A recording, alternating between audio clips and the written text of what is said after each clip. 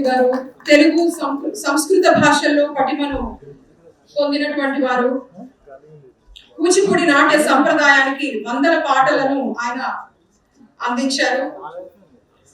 Padmashri doctor Shobha Naidu గారు choreograph చేసినటువంటి నవరస నట భామిని అనే అద్భుతమైన నృత్య నాటకాన్ని, అలాగే అనేక నృత్య నాటకాలని అంశాలని కూడా వారు సృష్టించారు.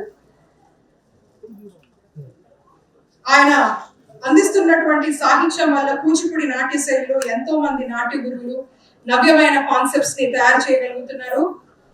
ఈజ్ అ రేర్ జెమ్ అని చెప్పవచ్చు. వారి స్పందన ఇప్పుడు విందాం. అందరికీ ఉగాది శుభాకాంక్షలు, నమస్కారాలు. ఈ అవార్డుకి ఎంపిక చేసిన 99 టీవీ వారికి, శ్రీ విజయబాబు గారికి, శృతకీర్తి గారు సూచన చేసిన వారందరికీ కృతజ్ఞతలు.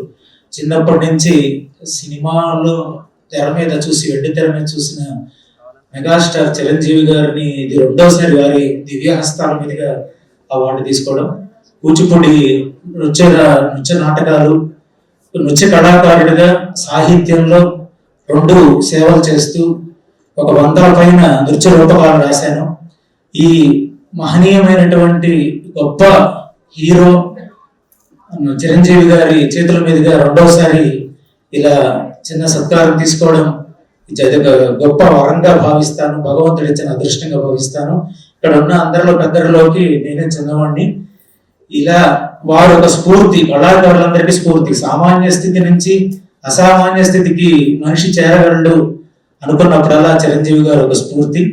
అందరికీ మరొకసారి ధన్యవాదాలు.